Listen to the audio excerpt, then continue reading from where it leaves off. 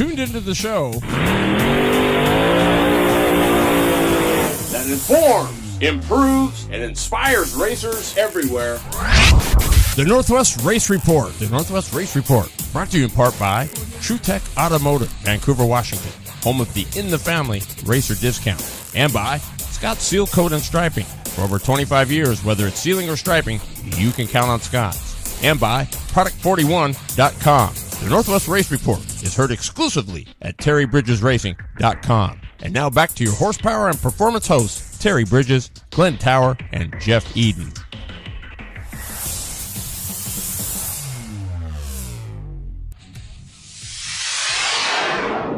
Oh, what is going on, racers? Welcome to another edition of the Northwest Race Report. I'm your horsepower and performance host, Terry Bridges. And in the studio, as always, week in and week out, Mr. Glenn Lippy Tower. What's going on, Lip? Sup? And 4 weeks left, I think. And 2 days. And how many minutes? Oh, no, I ain't And got- how many seconds? Eh. We're just working on days, and once I show up in the morning and punch in, that day's gone. Wow. The loader, Mr. Jeff Eden. What's going on, loader? Just, Did you have to go to Fife today? no, not today. Okay. You went to South Sound last weekend, though, didn't you? Yeah, well, I went down to Vancouver to the Gold Show, which was very disappointing. The gold show, you mean like panning for gold kind of show? Well, they got stuff there for, you buy stuff, and they didn't have hardly anything there. I've seen their shows, and they were huge before. But so I came home, and I was on the freeway, and I really had to use the bathroom. And I thought, I'm at exit 88. By golly, it hasn't rained. They got to be running. Imagine that one. So I boiled down there. Hey, this is perfect. I got to go to the bathroom, watch a few late models run. They look pretty fast. Those guys that were out there, they were doing good. Yeah. Who was there? Presley and No Presley, Franklin Flort. I don't know who that guy is. Jenner was back there again. who? His name's Jenner. It's not one of the. Jenner's like No. Okay. And then this other. Oh, maybe it's Caitlin. Oh, just kidding. And then there was that number 22 car, that red car. The week before, he put oil all over the track, so I was kind of surprised to see him there. But evidently, it wasn't terminals. So Nice. So they had a pretty good, fair showing of late models nah, there was like 5 late models there. There was only a handful of dwarf cars. I mean, the legends. I just don't think that the weather was just flipping cold. Yeah. You could sit there and look across towards the hills, and there was snow at that height, and the wind was coming right through there. So the track was cold. I mean, And right, but when you're dying, it's been all winter. Oh, You're Well, like, I don't care. It's dry. yeah, and that was kind of pretty much what it was. And there was one of the old, the vintage modifieds were there, but he was goofing around, so I didn't want to spend all day there. I had other things I had to do, so. Right. Yeah, get ready for that retirement. Yeah, Dan Watkins, P1. Yeah, definitely. Yeah. And tonight, we got a cool show for you. I know last week, if you listened in, we talked about some of the Tyre Wars, or Lippy did, that were going down. And he rounded up. Dude's on fire, I'm telling you. He's been rounding up the big guns.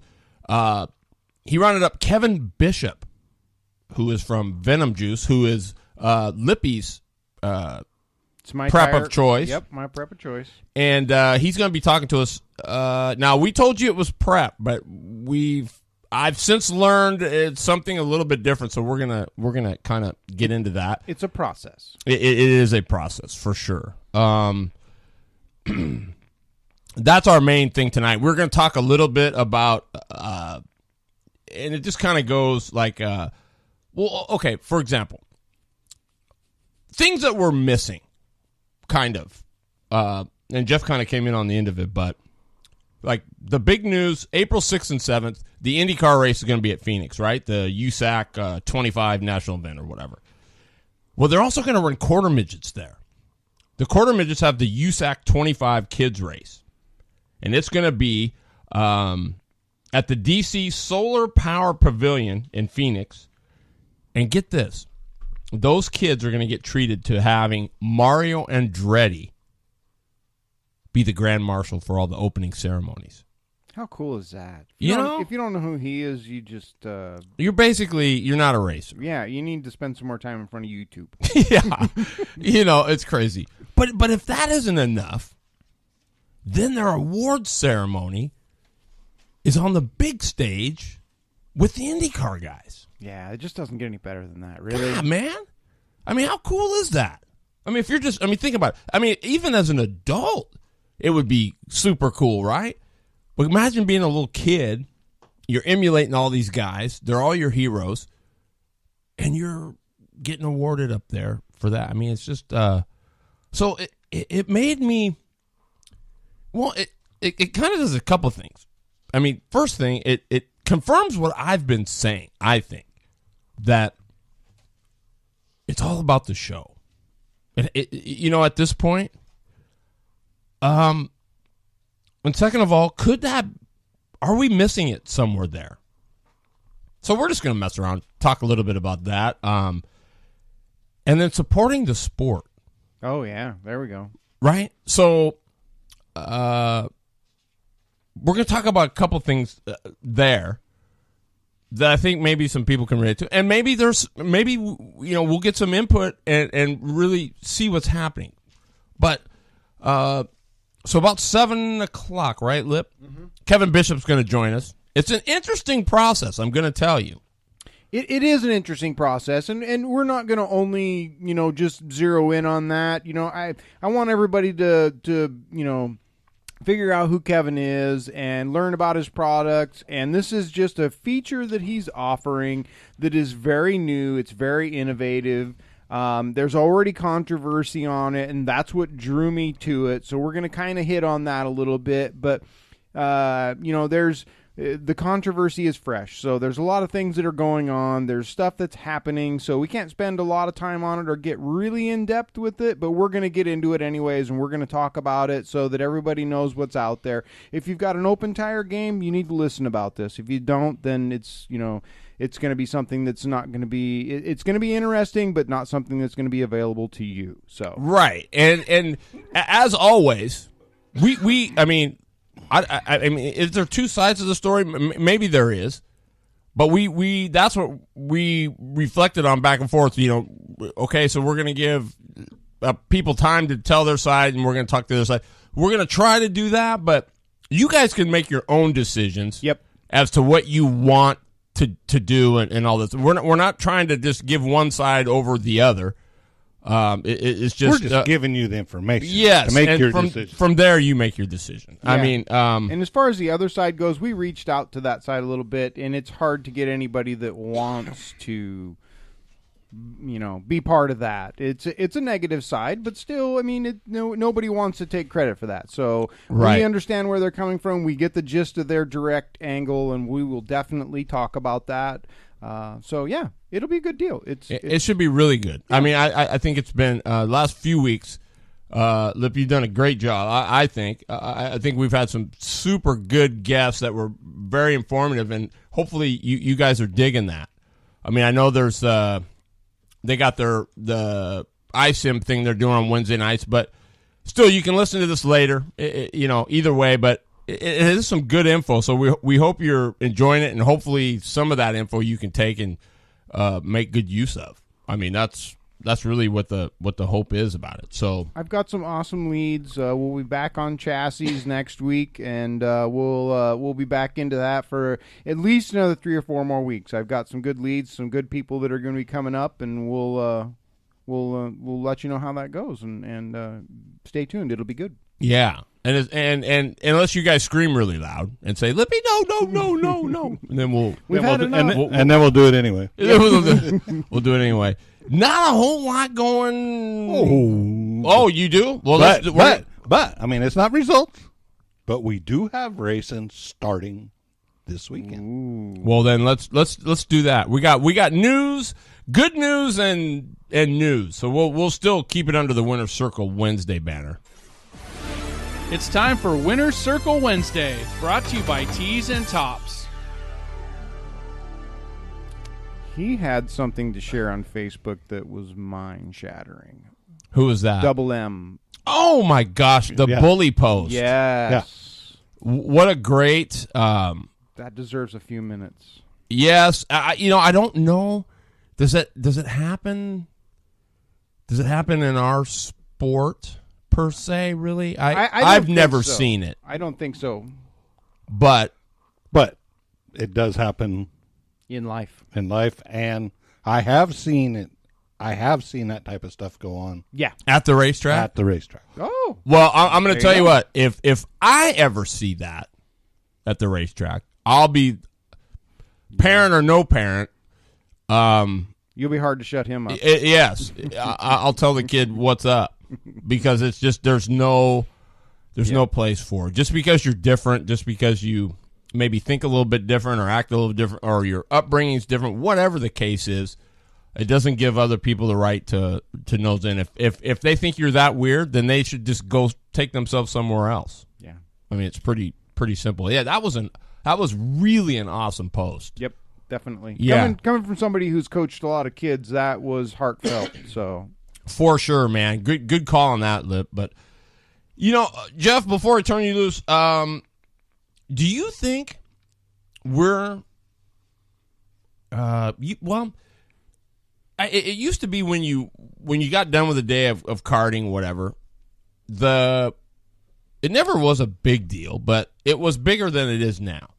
Trying to round it, I know at the Gold Cup they used to say, hey, we need everybody over here. We're going to be doing trophies and so on and so forth. Are we doing it the wrong way? Should we make more of a bigger deal about it? I think so, but and especially for the younger kids, the younger ones, this means the world to them. They won a race or they got third place or whatever, and if you put it up in front of everybody and everybody's clapping for them, the pride is so. I would have to agree. I mean, I think. I mean, and it all goes back to what we were saying about it being, the show.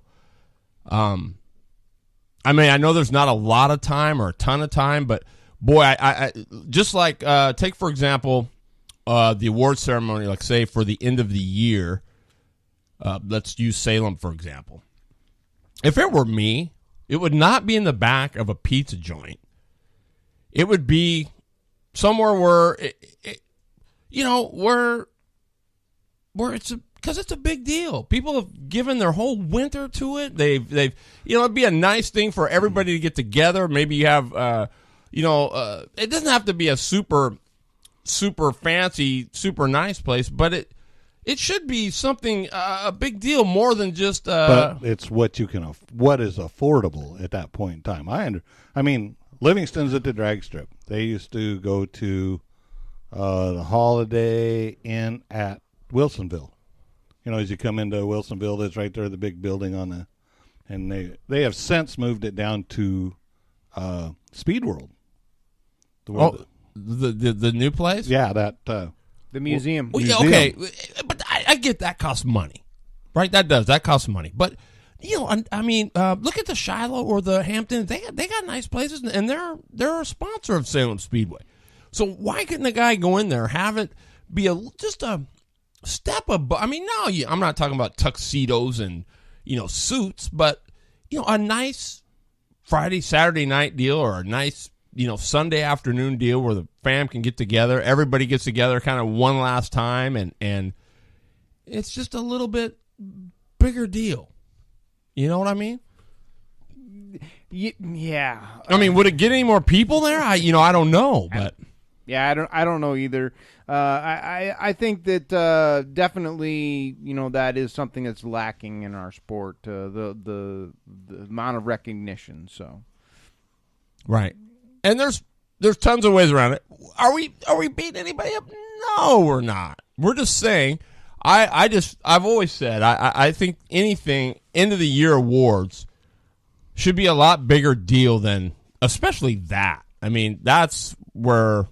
And it sounds like you did a great job at your last banquet because it was a pretty big deal. You had everybody up on little stage and whatnot, and you got pictures and whatever. And it looked like it was a pretty cool, just a bit above the normal. It was a bit above the normal for us, but we plan and hope to do better because, yes, we would rather our other venue that we got, basically we just had too many people. We had planned on having it at the Emerald Queen, the casino in town, and done it there, but we outgrew the size of the room that we had reserved. So we really punted and ended up where we ended up, which didn't end up bad, but it wasn't. I wanted to make it bigger than it was, and we just ran out of space and time. So, and the casino's a great idea. Yeah, and we're going to try and probably do that this year. But anyways, that's here nor there. But I think that what you're getting at is the recognition, and I think that's good. But what I don't want to see is the and this is probably not going to do me any favors, but the participation award. It just doesn't, for me, that doesn't set well. I think that first, second, and third are what really needs to be the focus. And yes, after that, but not nearly as big of a deal, because I think that fourth on down should really be striving to be in that top three and not just being happy with what they're getting for where they are. So I think they should be looking at 1, 2, and 3 and wanting to be 1, 2, and 3. But when you give number 1 the big trophy and you give number 12 the big trophy also, what's the point of being number 1? I'm not a big fan of that either. So, the participation, that kind of stuff, but 1, 2, and 3, they really deserve it. They're the ones that hung it out. They're the ones that got there consistently. They're the ones that everybody wanted to beat, and that should be the show. That should be who is top dog, and everybody else should want to be that person. So, well, what about, what do you think about, like the quarter midgets do? I don't think they do this at club level, but I do know at the bigger event, the regional events and that kind of thing, they've got opening ceremonies. Yeah. They make a big deal about it. I mean, the drivers all line up, they come out, it's a big, wing ding.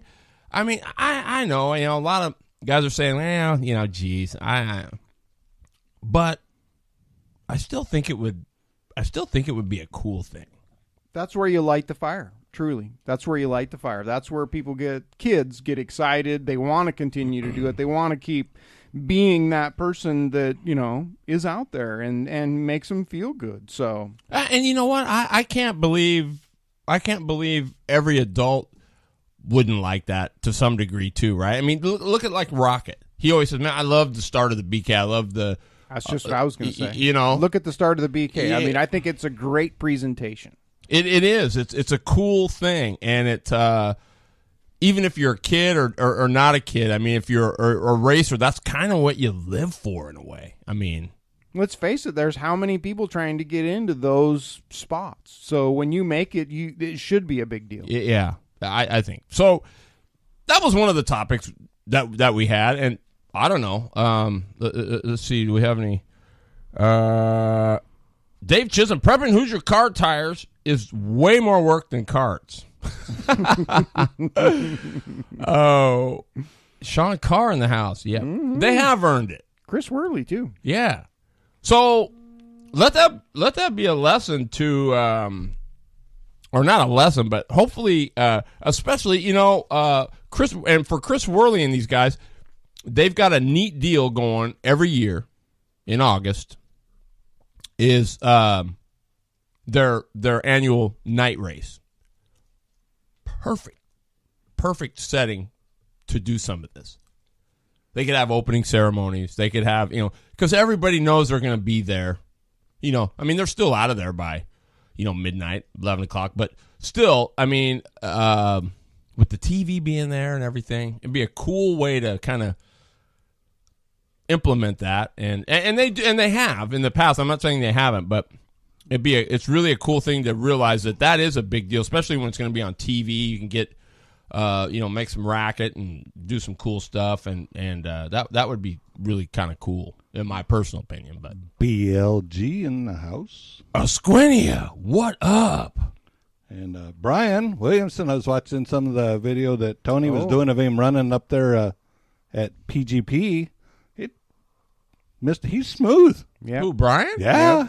Oh yeah, Williamson can roll, man. He just, like I said, it'd been a long time since he'd. Boy, the road course? Yeah. Yeah, he was good in the Gold Cups, too. That's what he's working up to is the next. Are they going to run at PSGKA coming up here in a couple of weeks? Yep. Yeah. That's I think that's April, second weekend in April, I think. We should go just to watch. They're doing a bit to improve the track. It's closed right now as they're doing some repaving and some approaches and some different things like that. Yeah, if they repave it, it's going to be. If you've never run Tacoma, you need to go run it. It's they've got uphill, downhill, off camber. I mean, it's a fun little track. It's what I've said all along. We've got national guys here that run like R. Scott and Stefanova Nikhil and Stingray Rob, and I mean the list goes on and on. Brittany Zamora was a really good one, but I believe these guys can go run nationally, and they're fast everywhere because they've run on true sprint tracks, and that's what we've got here. You don't see any of those other guys coming here to try to run. We always go to them. They never come here and run. And I guarantee you, some of these guys that think they're super good, like Pat's Acres is a perfect example. Guys come in there and think, oh yeah, Pat's Acres is a technical racetrack. Yeah, they usually leave with their tail dragging. You bet. And they go, man, that track is way harder than it looks. And but it is awesome. But I mean they've raced on true sprint tracks. I'm a big believer, and that's why our guys run so good nationally because of the tracks that we run here. Yeah, they're not the nicest, but you know what? They're good old, down home. Yep. Get up on the wheel, and especially like places like Boise. If you've never been, a lot of people don't like Boise. They don't like Boise because it's far away. But Boise is, I'm telling you what, it's a 19-second track. And you are up on the wheel the whole time. I mean, it's got an off-camber downhill thing that before it comes on. Dude, sprint racing it gets beat up a lot, but it's actually pretty cool. I would. Well, that was like watching Hager's kid down there at Laguna Seca, where he was showing him. Man, that kid was flying. He had the field covered, and then they DQ'd him because he said he was too noisy. Yeah, they let the guy run for 30 minutes, and they never black flag him before that. Yeah, it's just chicken. It's political. That's what it is. Speaking of political, I see that Molly Helmuth had a good run this last weekend. Back there in Hickory? Yeah. And she got caught up in a mess or something. Well, she even admitted on what I read that she had kind of made a mistake. She went 3 wide and possibly shouldn't have done that. But she said you learned something from it. Spun out. She was in the top 5 all day. Hey, I'll give her all the credit in the world back there running in the top 5. Well, remember when we had Peltier on and he said, I would be super fast in the beginning, but I could never last 100 laps. So once I learned to do that, I was golden. Yeah, she was within what did they say, 15 laps when they had that yellow. So she was within striking distance of it all. So, but the article, she took it so well. It's as a positive. You know what she does. People, I don't know if a lot of people understand this, but she does her own marketing. Yeah. And she is an absolute studette at it. I mean, that's a good point, Joe. A lot of people don't realize there's more to it than Facebook and Instagram. You got to be, it's stuff like that, taking the good and turning it around and making it and not be pouting and blaming somebody else or, like Lippy said, owning your stuff, you know? Yeah, and she was very adamant. I mean, probably shouldn't have went 3 wide there, but I did. Yeah. I got excited. And who's sitting in here can't relate to that? Oh, what?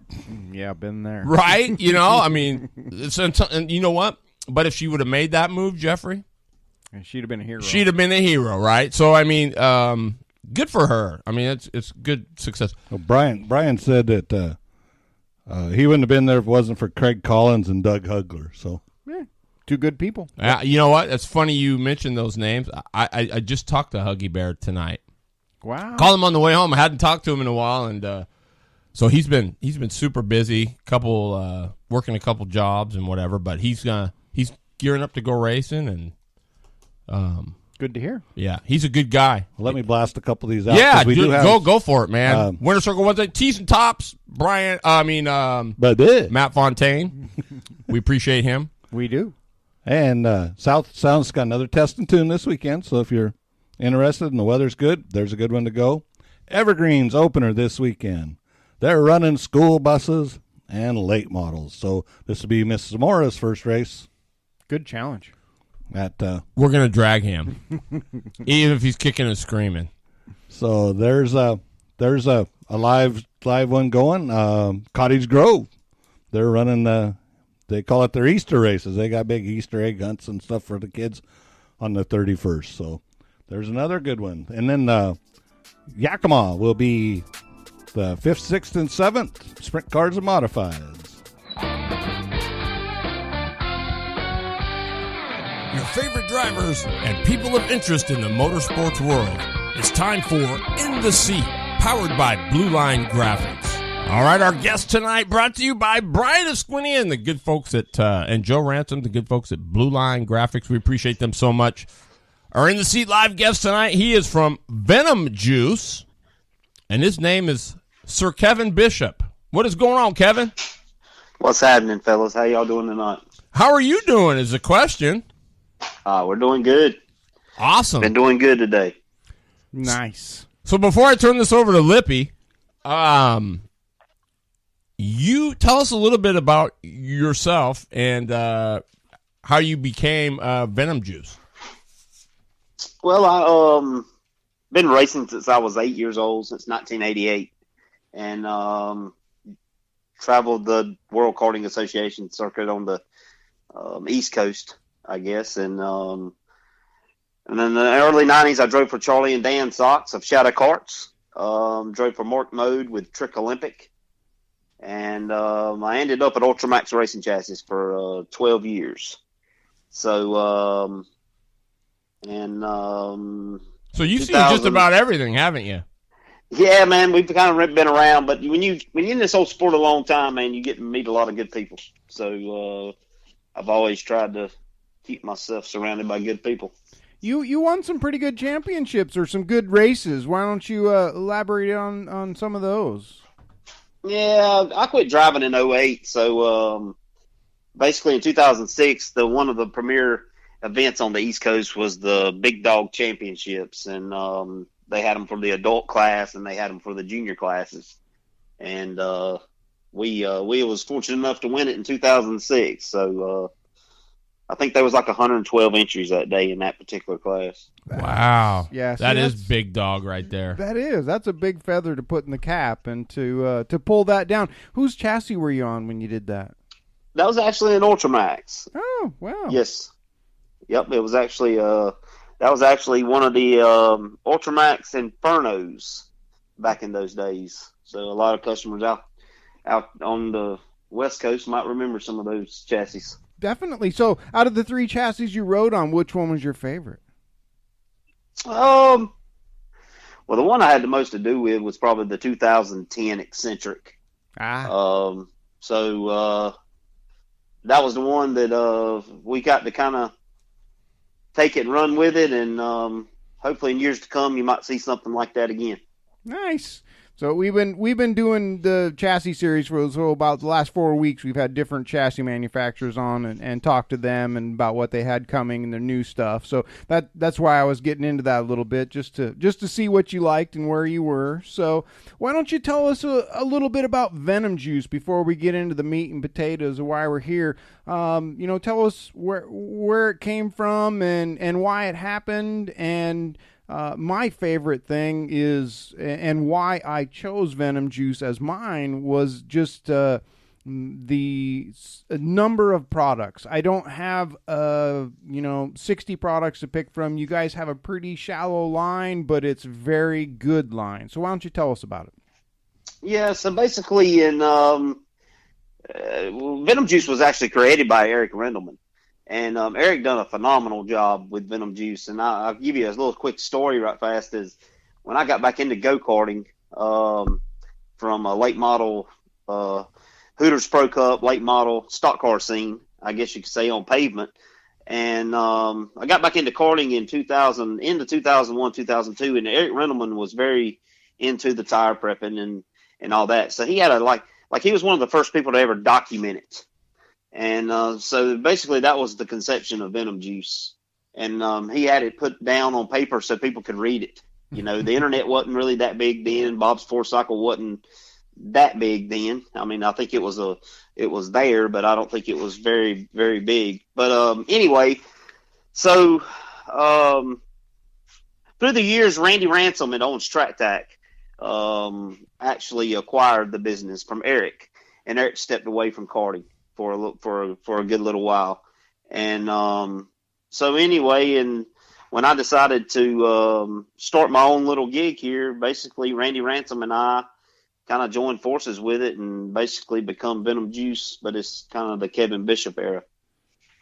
Nice. Yeah. Wow. Interesting. And you don't have a lot of products. How many you guys got? Like 8 of them, I think it is. There's 7. There's 7 products. Yep. 2 of them are basically for the stock car world, with the invisible and the red, and which is, it's a very secretive deal in the stock car world because you're not supposed to. They frown upon the tire prepping. But are a lot of guys doing it? I mean, it's just available. You have certain track conditions and things like that where it does help, from a large team to a small team. So it's just a tool that some of the guys have dissected down and they can make it work for them. And so I'm not going to say they use it weekly, but sure. I mean, it's a hot commodity whenever they're not checking and not lab testing and things like that in that form of motorsports. Mm-hmm. Definitely. And the red is a valuable tool. So you only have one primary inside prep, is that correct? That's right. That's the Venom Green. The Venom Green. The Venom, yep. And what we did with that from the original versions of the Venom Juice, because Venom Juice has been around a long time, is basically all the lines. I wanted to basically dry the lines up some. So if basically you top coat and prep, I wanted it to dry quicker than say like the previous products that Venom Juice had and some of its sister products. So at the end of the day, Randy kind of let me run with the blends, and we kind of accumulated what we got currently. And we're always looking to try to find something a little bit better here and there. But it's just, you never want to change. This is the 3rd year of the Venom Juice under my command, so to speak. And so I think that, you'll probably see some new products coming in the future as the tires change and things like that. Right, and with your green inside, it's not necessarily that it changes a lot of things, other than it just helps the rubber live longer, right? I mean, it's not necessarily that it's building a whole new tire from the inside out, which some preps claim to do. This is merely just making it work better for us, right? I mean, it's putting some stuff back into it and making it work better for us.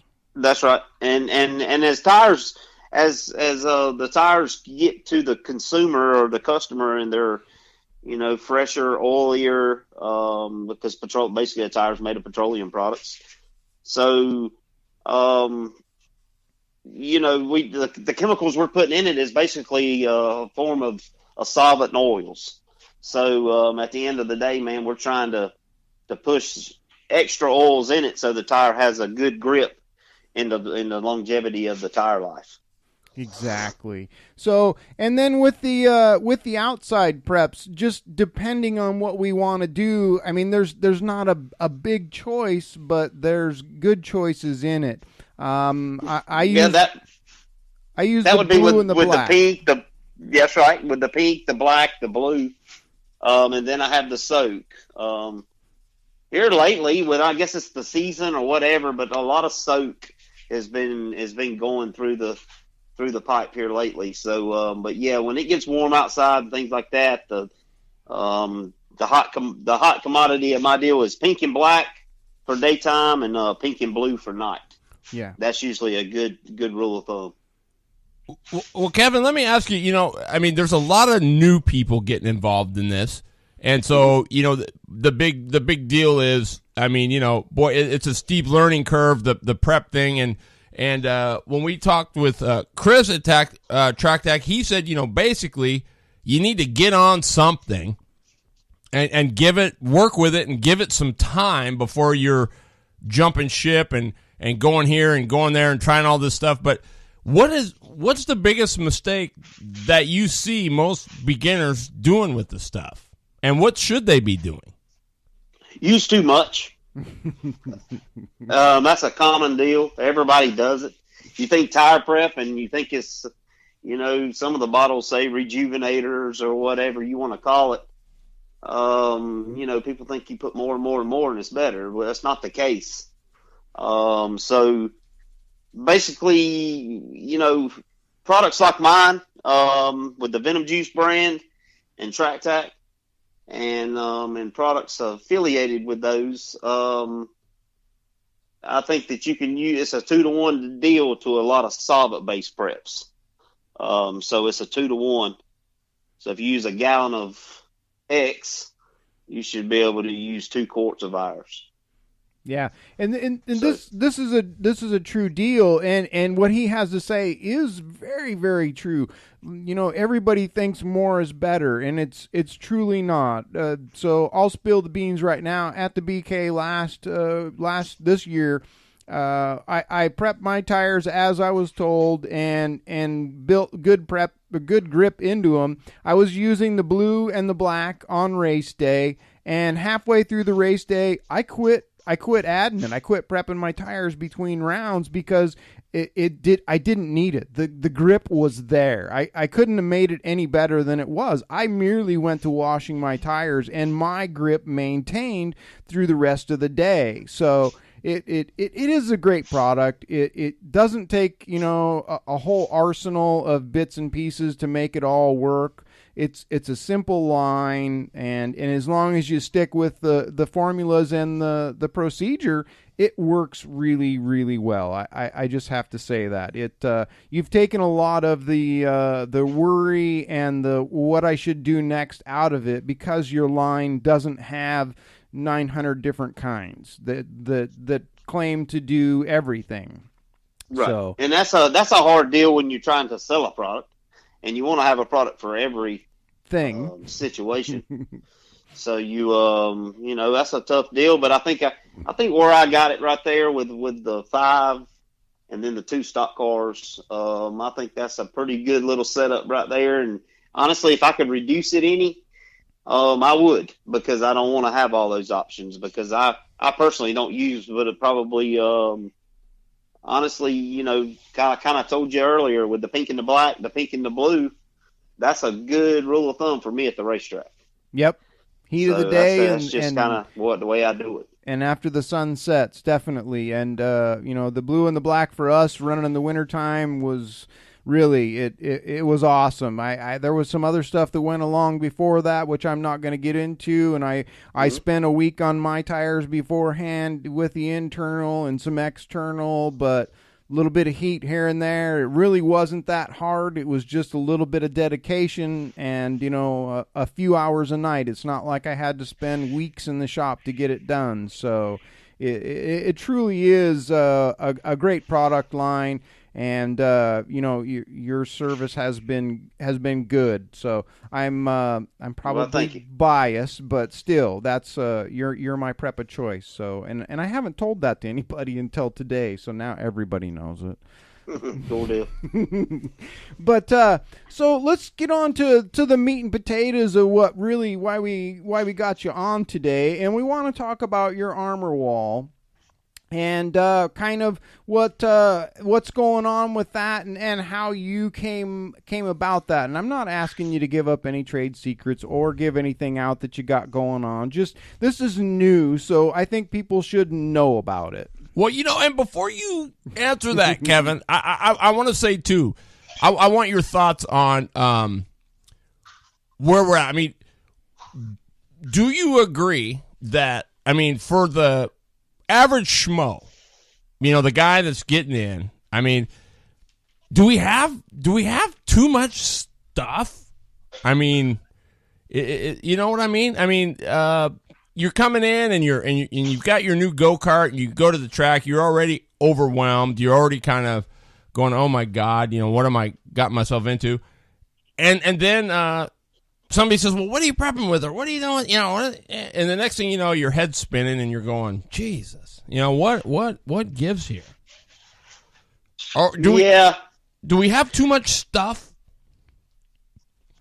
Yeah, but I think it's just evolution. Yeah. I don't know if you ever have too much stuff. I mean, I think there's plenty of go-kart racers around this country that we can provide a better product, better services, whatever the case may be. So I don't know if we ever have enough or ever have too much. The tire deal is complicated.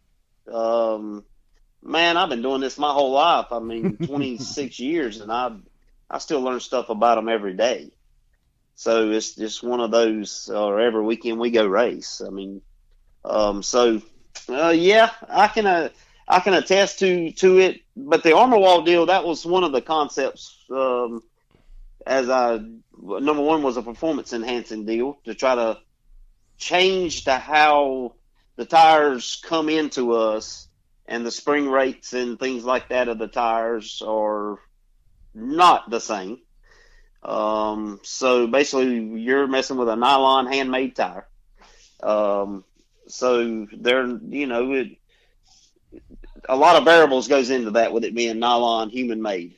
So, but at the end of the day, I tried to create a product that tries to cut our curing time in half. So basically, you roll, and I'm going to give you Max's world, but basically I roll 100 cc's in a tire, scuff it, let it sit on a shelf for 6 weeks. And what is that doing? Is that allowing that prep to actually completely soak through, or is it, I mean, what exactly is that curing I mean, what does that sitting it for 6 weeks do? Yeah, so in my opinion, the preps that we use are dryers. They at the end of the day, they start drying the whole tire carcass out. So if something gets drier and the petroleum products that created it dissipate, right? That's right. Then the nylon, these tires are made of nylon, so the nylon cables start getting stiffer again. So that's just constantly changing spring rate. So scuffing the tire puts the tire through a heat cycle, and basically closes the pores up on the top and on the contact patch, so to speak. And so at the end of the day, with the armor wall, I try to find a match spring rate. I do everything with weight, not to tell the whole caboodle, but everything's done with weight.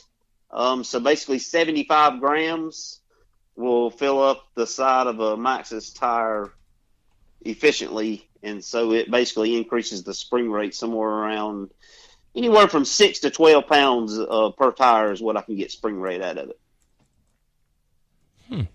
It is interesting, and so basically what he's doing is, so normally when somebody buys a set of tires, they'll prep them and then they'll set them on the shelf for 6 to 8 weeks, and basically that's aging the rubber, letting it dry out, letting it mature, and then you go about prepping it even more to make it where you want it. And what he's doing, he's adding to the tire that actually will help with the spring rate, which is the sidewall of the tire, and make it respond as an older tire, but he cuts the time down dramatically.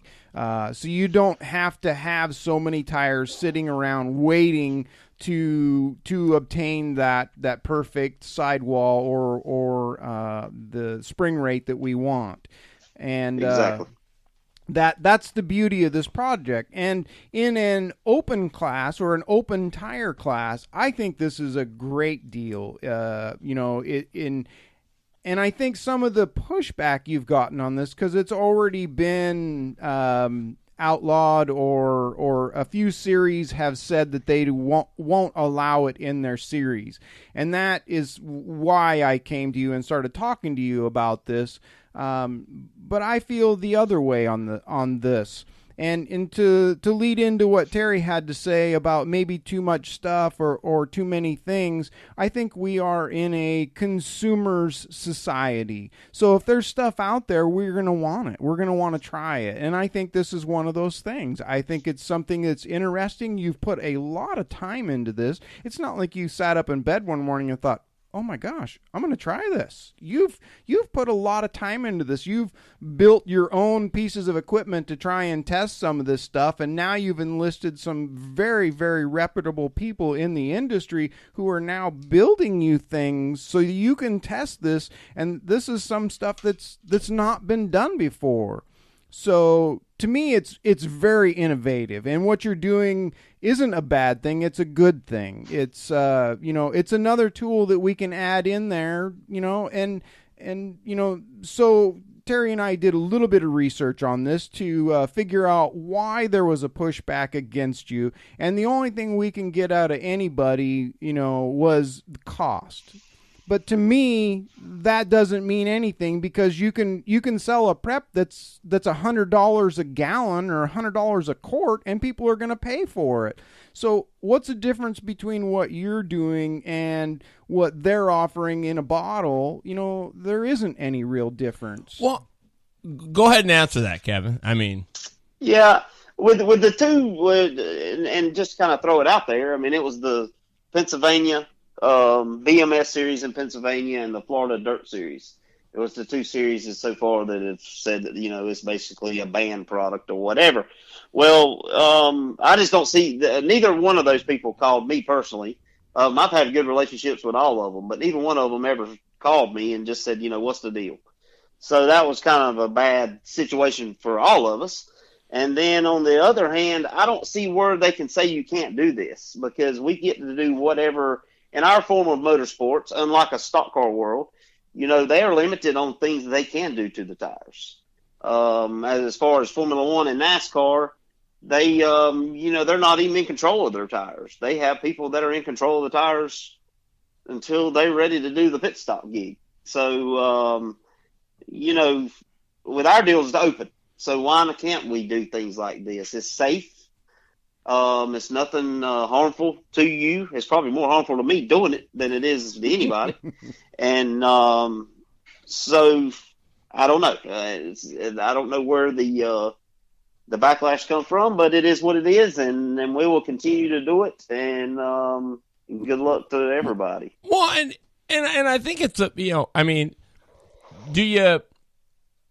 I don't think it's a personal thing. Do you? No. I think in their mind it was a cost deal. Yes. Let's be real realistic. Karting does cost, and it costs more and more as things like what I'm currently doing, whether it's a clone engine or whatever. It's a costly sport today. It is, Kevin. But you think about it, and honestly, for me, this is what I think these guys at the track are thinking. Like, okay, let's face it.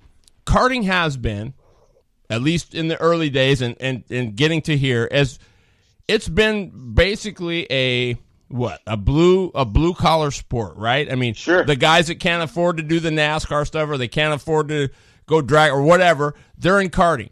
Some of them are mechanical. They've got a little bit of ability. They might be car mechanics or whatever during the day, and sure. They got some extra money to burn.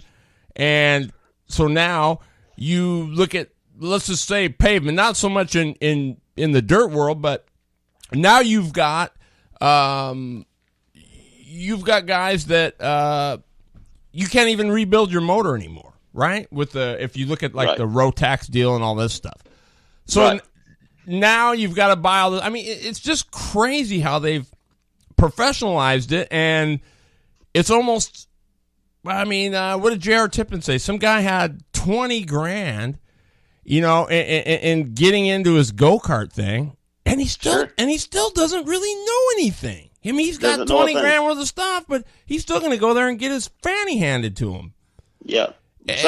So basically, with the Armor All deal, just to kind of let everyone know where the concept came from. Back in the 90s, we had G-rings. RLV actually made the G-rings. Back then, they went on the outside or the inside of the wheel, on the inside edge of the rim. And basically, it was like a deflection. It was a strengthener. And it basically it would move.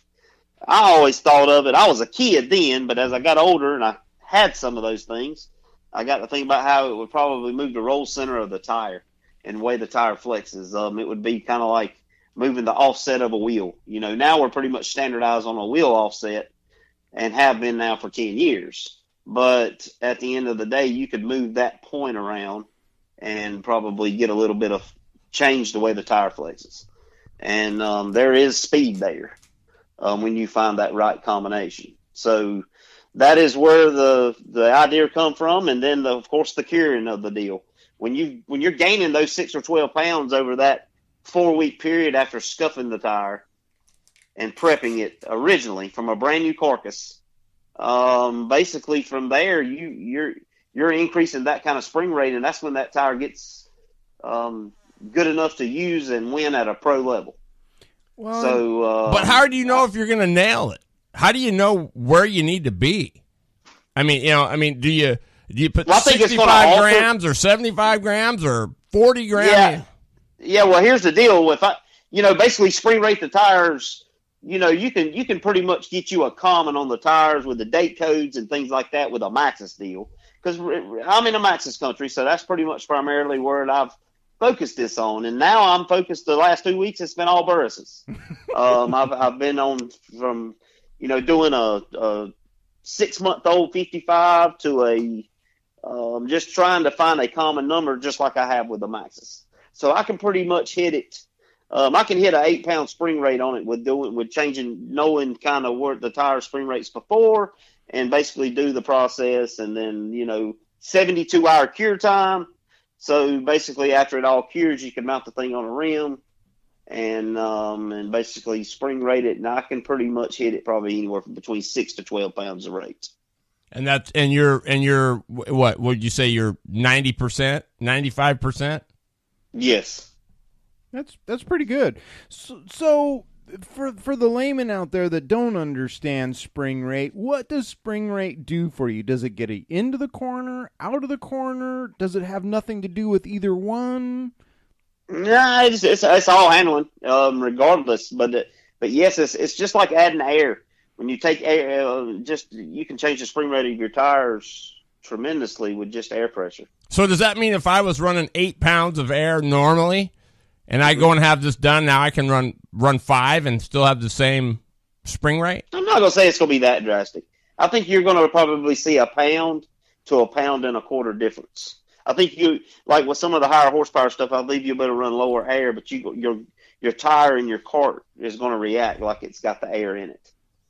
And so if you're looking for corner, I think you get the best of both worlds. It's kind of going to roll like it's got air, but it's going to handle like it doesn't have air. Because you don't have the air in it. So. Exactly. And see, where I think this is going to be big is in what we like the most in the UAS class. Because once you combine the big horsepower with what you're doing to a tire with the spring rate or sidewall, I mean, that's huge because we're throwing them in there faster. We're throwing them in there harder. And some of my background is drag racing. So I've had some pictures of some guys' carts coming off the corner where they're actually wadding the tire up. They've got that much grip that it's starting to wad the tire up. And with what you're doing, that's going to be less. So that's just going to equate in forward motion. So that's why I think this is so good. I think in some of the series where you're getting the pushback is some of the clone classes, some of the the flathead classes where there's just not a lot of horsepower there, and maybe it's not going to make a big difference in that class. But in the classes that we like and we push on the show, I think it's going to be a big thing, a huge thing. So, what I can say to people out there is get a hold of Kevin, talk to him about this, tell him what your program is, what you're doing, and I think that it might be something worthwhile, really, truly. Yeah, just look at it as a tool. Yeah. It's just like tire prep.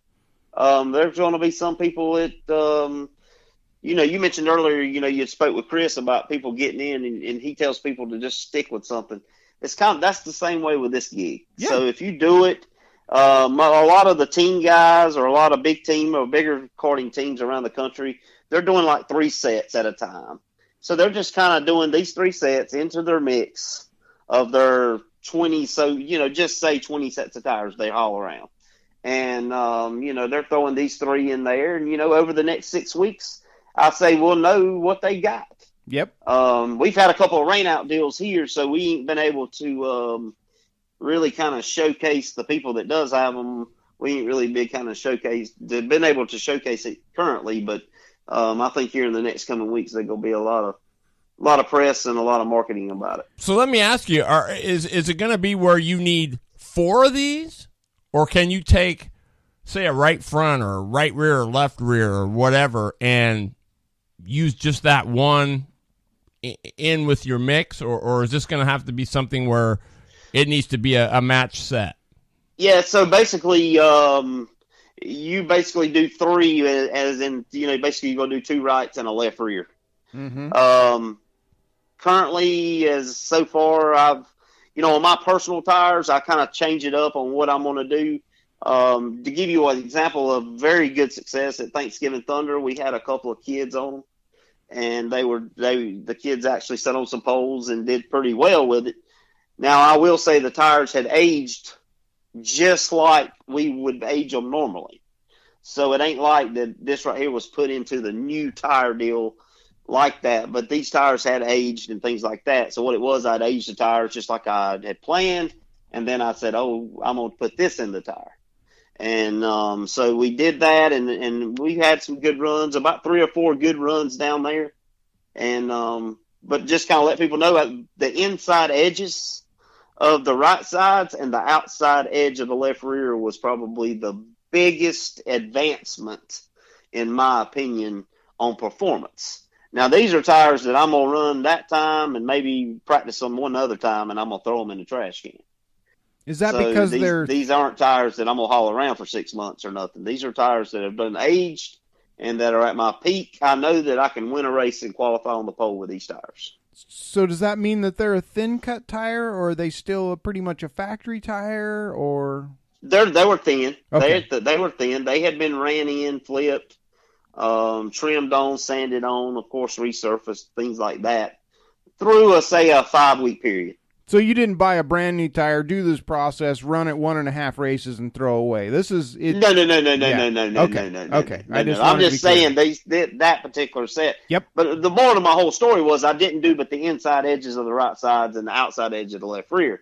And what it ended up doing was I had more life. I could run that tire more on the inside edge of the right front due to the way our karts are today, and our tires are, from when I started racing as a kid, they're 2 inches wider than what they were then.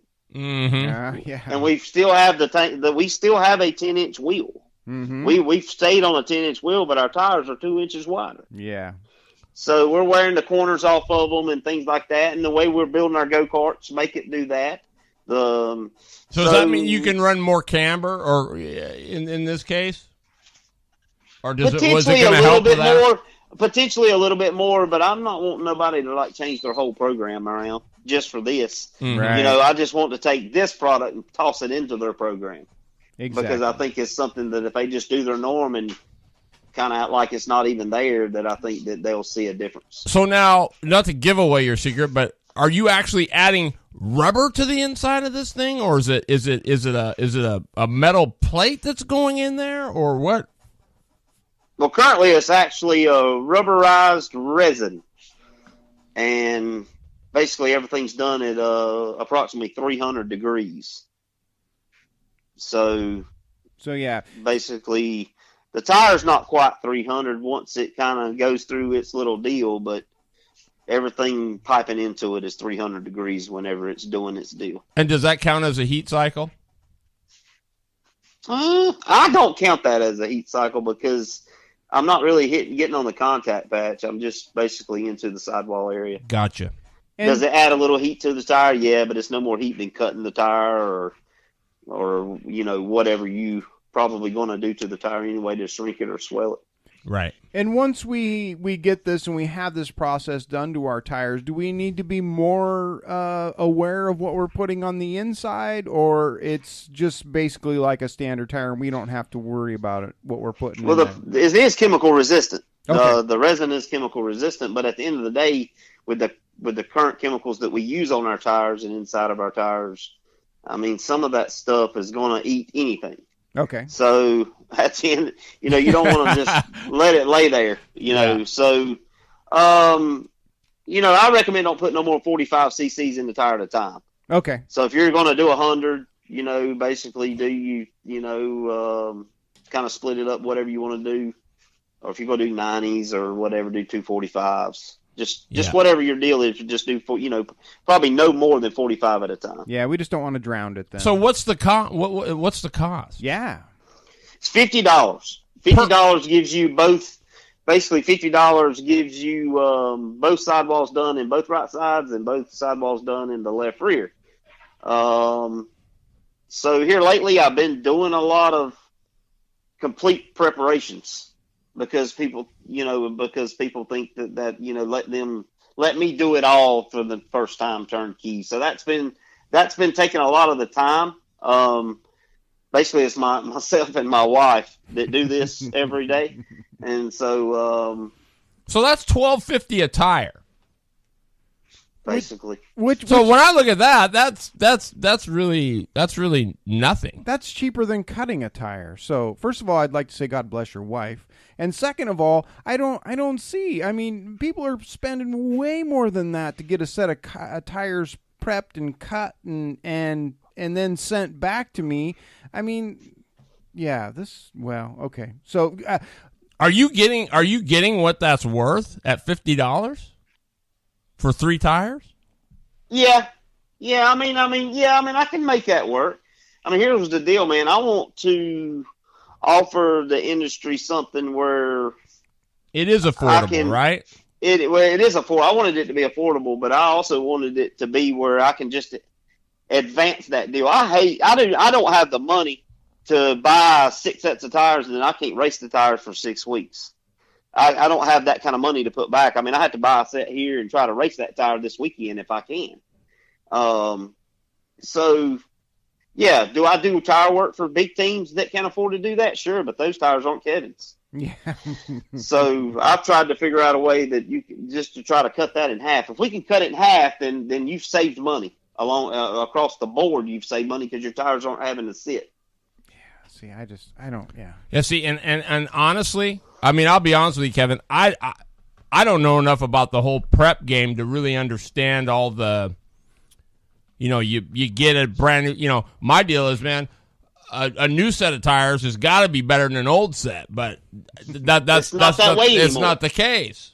No, we've done advanced it too far. Like I said at the beginning of the show, man, it's just evolution. Yep. It is. I used to joke when I worked at Ultramax. I used to joke at this all the time. I used to tell customers, man, them people that flew on that first space shuttle to the moon, they wouldn't fly on that sucker today to the moon. So it's the same thing. We're the same way. I guess that's true, right? Why am I going to drive in this raggedy old bucket when I got this brand new thing sitting here?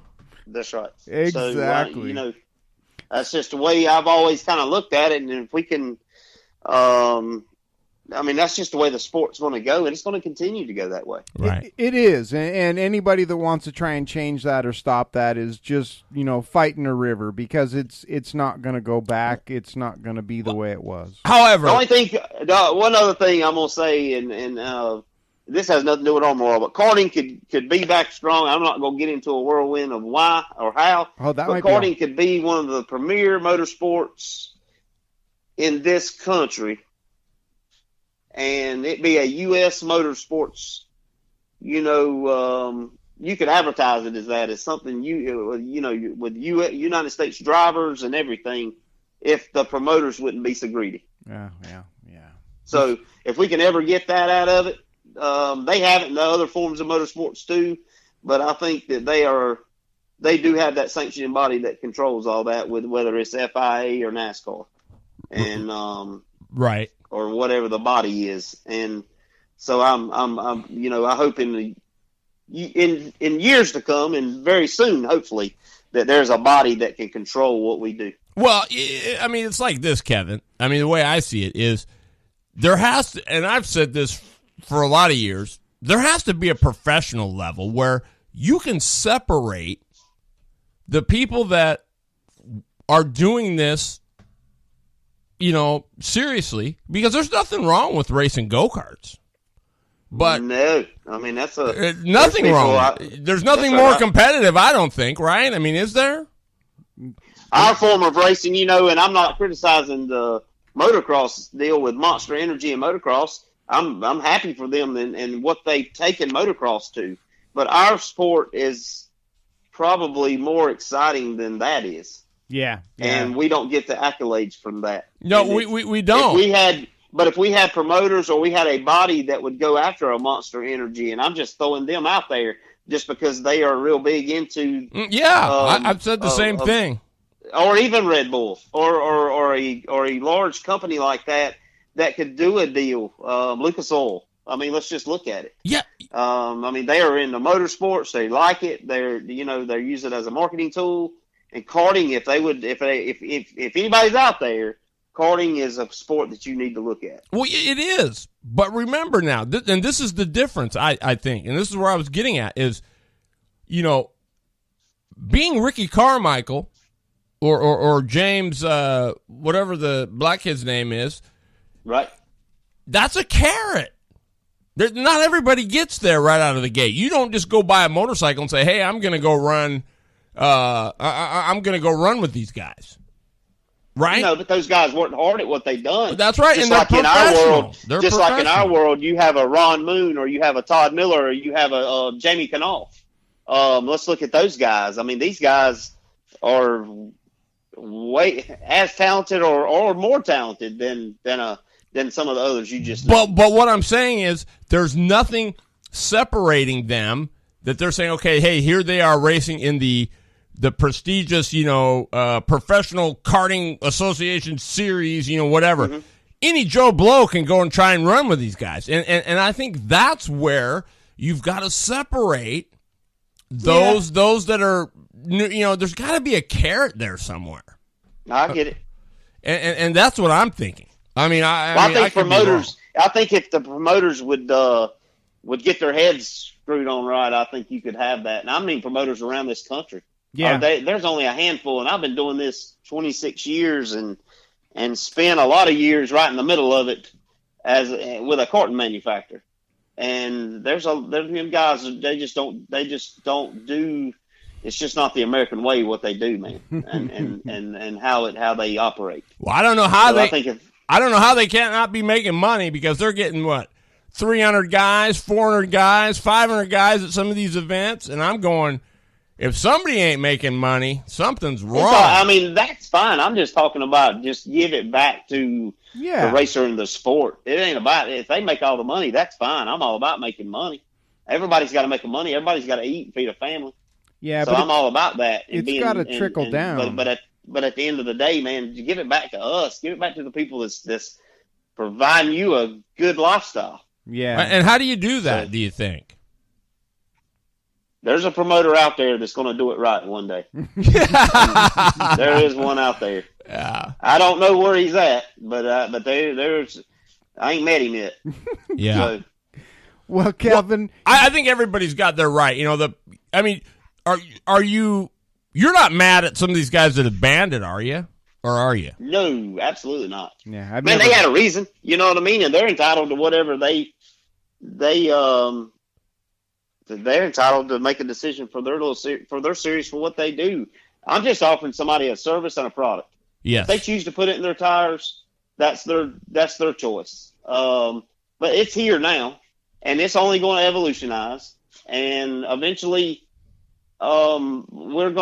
it's probably going to shock the world what you can do with this process. Yep. And there's going to be people copy it. I know that. There's going to be people I'd say probably within 6 months, there'll probably be 3 to 5 of them in the United States doing the same thing I'm doing. But if they can do it that quick, I'll shake their hand, because it took me 3 years to figure this out. Right. So Kevin, where can people find you? Where can people contact you to see about your process? Yep, venomjuice.com is the website, and Facebook, Kevin Bishop on Facebook, or Venom Juice Products on Facebook.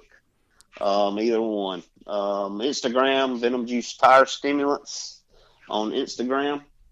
And so basically, that's it. I think somebody could reach me from all those points. I do believe you're right, and he has always answered my phone calls whenever I've called. So don't hesitate, folks. He's a great guy to talk to, a wealth of information, and he's got some great products. So reach out to him. You've been a lot of fun for us tonight. We really appreciate it. We like the innovativeness. That's what we're after. We want to be on the edge. We want to know what's going on and what's good and what's not good. So again, you've been a lot of fun, and we really appreciate it.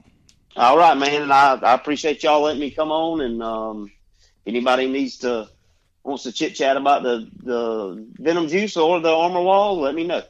Right on, Kevin. You're the man, dude. Appreciate you. All right, thank y'all very much. Okay, y'all take care. Bye. Bye. Well, I do the math, and it's viable. Yeah, I can't say he's. For me, I would try it. I really would. Why not? I think the bigger picture here is, though, you can't fault a series because they don't want to use it. That's on them, and that's their thing. I think everybody's series. Entitled. All right, and so that's what we meant when we said at the start of the show. We give you the information. We don't make up your mind. That's all on you. Yep. But now $50. Jeez, that's. It costs more than that to cut a set of tires. Well, and obviously, there's no guarantees, right? I mean, I don't know. I mean, is it better? Does anybody really know? Not yet. So I guess the true test before we poo-poo it is to wait and see, because it's either going to work or it's not. Mm-hmm. I mean, that's kind of what I get from this deal. So, I mean, and for him, I hope it does. I mean, he seems like a great guy. I mean, he's put a lot of time into it. He's making and having stuff made to test tires so he can test spring rates before he does it, after he does it, during the process that he's doing it. So it's not just him, like I said, sitting up in bed one morning and going, wow, I should really try this. He's put a lot of time and effort into this, and he's making stuff to test his theories. So it's all coming. If his spring rate tester didn't show up this week, it will be next week. So well, hey, we got some ads to get in. Don't go anywhere. We'll be right back, and the loader will be back with finishing up his schedule of events. We'll be right back.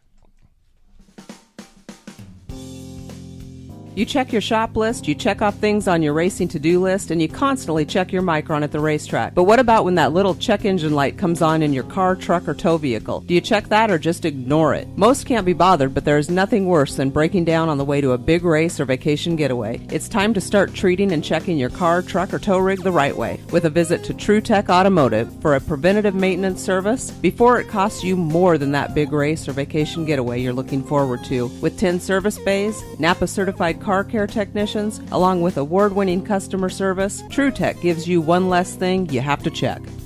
Get it done right, the first time with the right parts at the right price. And how's this for right?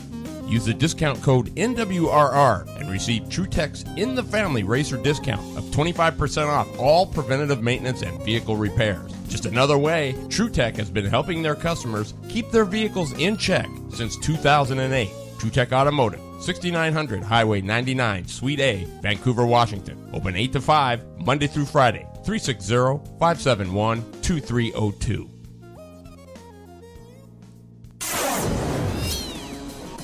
Raisu. Word Racing now has a brand new location in Clackamas, Oregon at 15648 Southeast 114th Avenue, Suite 110, next to Highway 212 and conveniently located close to the I-205 freeway. They have what you need to race fast and race safe with product lines like ZAMP, Z-Tech, Pyrotech, GripTech, Armadillo, and a 360 Plus device. And that's not all. Chains, wheels, tires, lubricants, and the Northwest distributor for the innovative and made-in-America iCart chassis and a new X125 engine. New or used, arrive and drive, coaching and tuning. Word Racing's got you covered from start to finish. You're winning trackside support since 2007. For more information, call 503-869-4970 or check them out on Facebook and on the web at wordracing.com.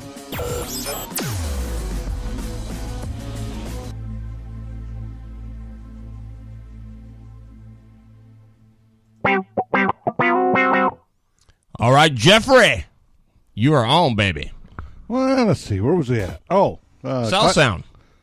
You just got done with that. Yeah, South Sound's got Test and Tune this weekend. Evergreen's running the buses. Nice. And the super lates on the new pavement. Brittany Zamora fans. She'll be there. It sounds like that's where her whole gig is this year. If you're into the dirt, Cottage Grove. They're running their Easter races. They got a whole bunch of Easter egg hunts. They got a buttload of stuff for the kids to do. It sounds like a great time for them. And then the following week, opening for the Summer Thunder Sprint Cars and the Washington Modified Tour race will be at Yakima Dirt Track. Ooh. Oh, he said almost said dirt track. Well, I was going to call, everybody calls it Yakadega because for a dirt track, it's big for this part of the Is country. it half mile? Yeah. Oh, wow. Yeah, they get to rolling on it. It's a very What's a fast time there? I don't know. I never paid attention to it. Randy Sweet went a 14.25 on dirt. Is that hauling on a half mile? I think it is. Oh yeah, 14.2 is fast on a half mile. You bet it is. It's flying. yeah. So, Hey, what's happening?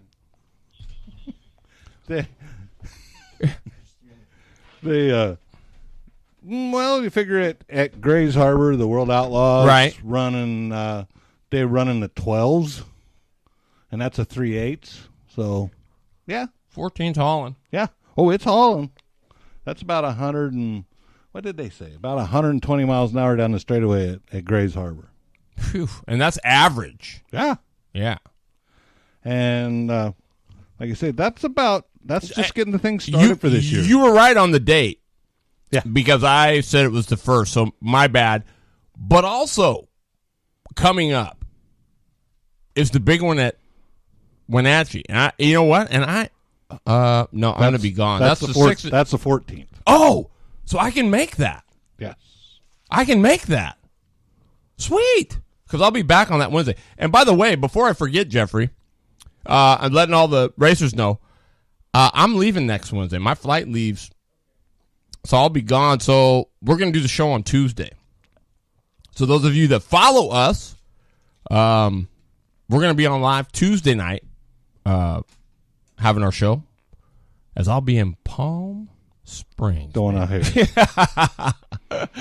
Oh, it's my 20. What is it? It's going to be 27th wedding anniversary. 10 years behind. Boy, yeah, wow.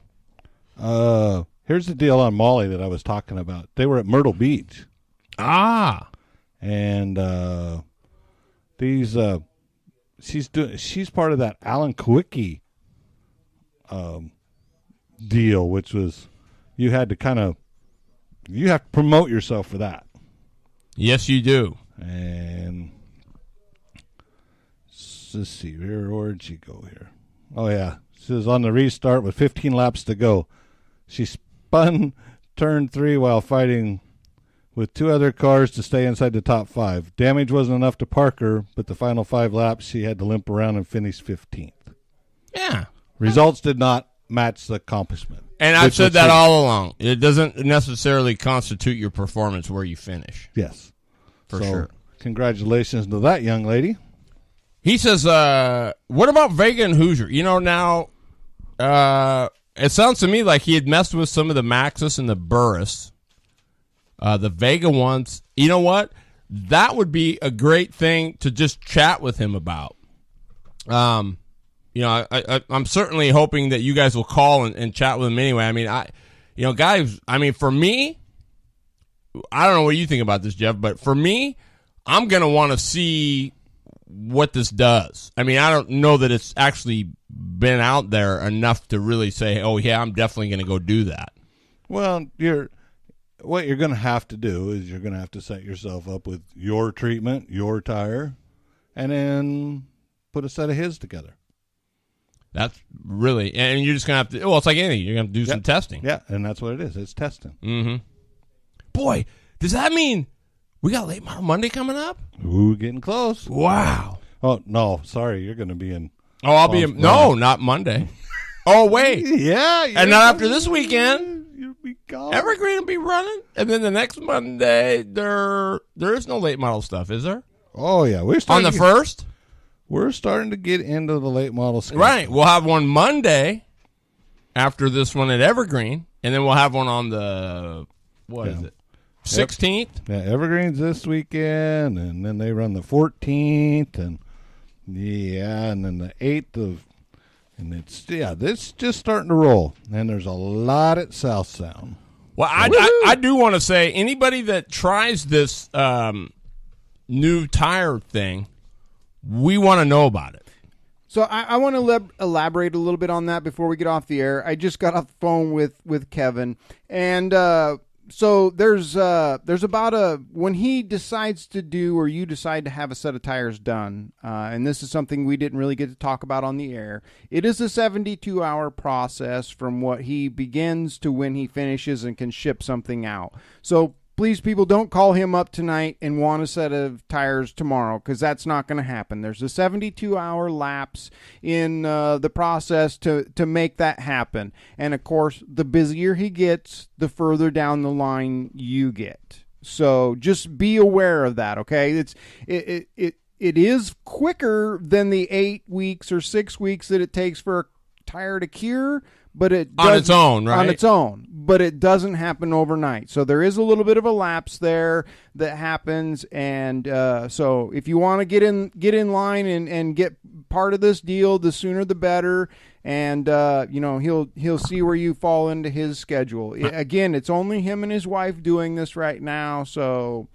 I see the rocket sniffing around. What about Vega and Hoosier? So I bet he tries to say, well, and he's going to have to back there. Where's he located at? He's in Carolina, so I believe it's south, but I'm not positive on that. That's what the Rocket was asking. Hey, Rocket, you're going to be back in that area. Hey, here's what I want to say too to everybody. I was not picking my nose. Rusty was. What? Oh. All right. I saw that, and so that was what, back at C High Performance? Yeah. I was not picking my nose. You can pick your friends and you can pick your whatever, but you can't pick your friend's nose. That Rusty, That was funny. I saw that, and I'm like, where did he get that? Oh. Yeah. I just slammed. I hadn't been there all day. I slammed in there, and I said, Rusty, you got your finger up my nose. Wow. No, that's pretty cool, though. Hey, I'm just honored that I'm on C's wall. Wow, yeah. If we had one here, he would be on ours. Oh, we do. Yes, we do. Right there, baby. Boom. Yep. Yeah, absolutely. I had to look up while he was talking there. We was talking about BLG and Joe, and Joe's been busy. Oh, man, that guy has been busy. Well, so is Brian, for that matter. But I mean, Joe's did like 4 of them here in the last. Yeah, and I think Brian got hired by the Northwest Ford Focus Midget Series to design some T-shirts. So he's doing good. Couldn't be a better person. Yep, for sure. And don't forget, guys, I know I've been saying this, but the website is coming. We're just kind of revamping stuff. Lip, you're going to get your page that you can do posts, and they'll go like the front one, and so he's hooking us up big time. So nice. Good so stuff we'll be able. So you'll be able to do some articles on this tire stuff, and we can get some stuff out there for you guys. But it's got a couple dwarf cars, a modified, and a cart. Yeah, you can go to it was on Joe Ransom's page. Yeah, he's doing some stuff for Chris and Melanie Mello, which is That car looked really good. Really good. Of course, all stuff BLG does is good. There's the best one, though. The kid's turning into Top Chef. There we go. So good stuff. I know if you're a Devin Borden fan, he's going to be not this weekend. Well, yeah. No, not this weekend, but the 6th and 7th. Yeah. Not this weekend, but next weekend. I'm sure they'll be there. He'll be at Yakima. They'll be there on Thursday, I'm sure. Doing a little test and tune. So go root really hard because we try to support Devin Borden all we can. I mean, he's an up-and-comer. He's going to be a player. I know he's just a great kid. So he's destined for the he is, man. He is. So get out there and support him if you can. I know I would be if I was going to be here, but he's right up there with Molly, though. He's doing his own promotion. He's he's working hard. He's not just living on the shirt tails of a great family. He's going after it himself. So yeah, his dad told me after the banquet. He said, the kid works so hard in the shop. I mean, he really does. He's doing his stuff. He's helping getting his brother's stuff ready. There's probably a lot to that. That he's got to do because the little brother's wanting to do it. So dad can't do everything. He's running that business and trying to do this. And so, so for those of you guys that think Devin Borden, gets it easy, I mean, it's anything but. I believe. I mean, this kid works hard for it. And just, I'm impressed with his updates. Yep. I love the way he from the first one to the last one he did. Whew, what a difference. Well, we can all relate with that, can't we? I mean, he's got a great coach. Just the time behind the mic and everything, it really pays off. And good thing it's about over. The wheels are wobbling. I'm not getting. Well, you ask it. Yeah. No, you told it.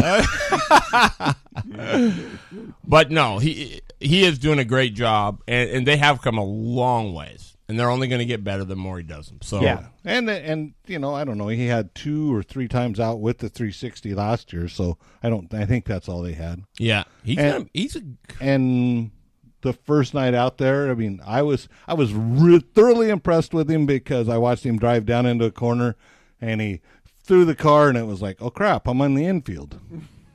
Oh, okay, and he didn't make that mistake again. Right. I mean. He knew I got to go farther in before I turn the car. Dude, and you just stop and think about the transition that you have to make getting in one of those things. Mm-hmm. Oh, yeah. Stuff happens fast. Oh, my goodness, fast. I mean, gosh almighty. And to watch him get a little high, and all of a sudden I looked over and I could see his dad kind of, he's trying to drive it for him as he's going around the corner. It is awesome to watch some of that stuff. Hey, but I'm going to tell you, he couldn't ask for a better coach. Oh, no. By far. I watched Glenn till he quit racing out there from the time I was going out there. And he did his money from what I've heard. Yeah. Well, and Glenn, and it doesn't matter which Glenn you're talking about. They don't have the yell and scream. They sit down and they explain stuff to you. This is why you did this, and this is what happened because you did that. So it's kind of a little bit different than some of the stuff that we normally see where people are just yelling and screaming. So yeah. But, and we've talked about that before. And I think where I was Evan C. at that, when they were there that time. Evan was working on his cart. And you watch all these other kids. Yeah, he went over there playing grabways and slap pants. I know. I was so impressed with that. And then you watch him go out there and you understand why. I mean, he was part of the cart. And I'm a firm believer, if you're going to race it, you're going to be part of it. That's the way Devin is. Yeah, you should be. Mason, Deneen, I mean, Greg, I watched Greg race for years, and Mason's doing, every year Mason's picked up, and he's looking better and better and better, and he wants to, and that's. I've noticed that too. I mean, Mason Deneen's a good kid, and he's a quarter midget kid. Yep.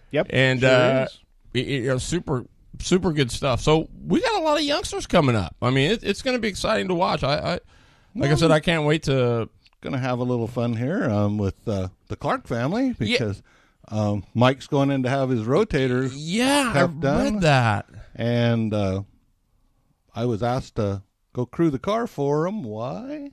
He's laid up, so. Well, good for you. Nice. That's awesome. That's very awesome. deserving. That's quite a compliment. Hey, and here this guy was worried about, whether or not anybody, What, he's going to have anything to do? Yeah. Oh, I got plenty to do. Yeah. I got plenty to do. We're not talking about the honeydew list. Come on. No, I got plenty to do. Oh, he's got plenty to do. He's got a new door to put in, but yeah, that's Mike Clark. Just so you know, man, you're doing good things. So don't worry. I read your post all the way, and I did too. You're a wonderful guy. You're loved. You do good things for a lot of people. I mean, I know for one, this show wouldn't be what it is without your help, and we appreciate it greatly. Along with Blue Line and Randy Word and everybody. So well, and I'll give you what's probably even more impressive than Dad's post was the kids' post.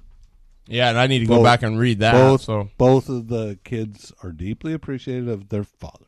Yes. Well, and not to interrupt, but I think that goes back to something that is a little bit more home to us, and that is, they're pretty spiritual people. They absolutely they believe in that, and they live that.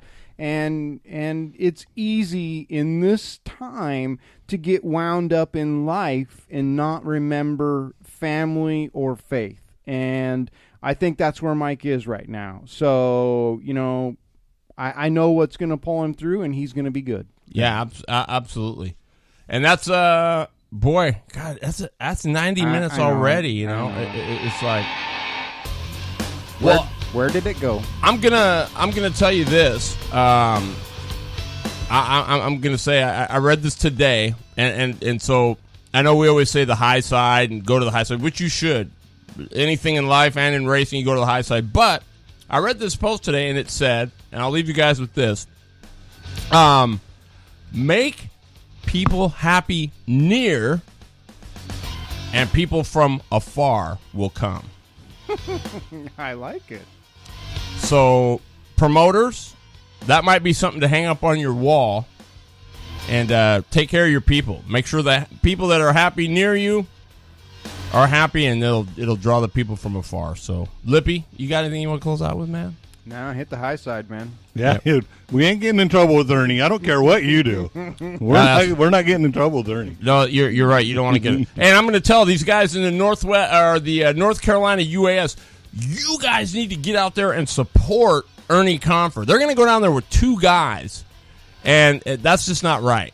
Yeah. You need to get out and support this guy who is trying to get that promotion that the UAS needs. So, man, if you can just make the trip up there and help this guy out, get on it, man. It's all about supporting the sport and those that are busting their fannies to make it better for all of us. So, congratulations, Ernie. Good job, man. And I commend you for going with just two guys if that's what it takes. You're keeping your word and upholding what you said you do. But, guys, you need to support this guy.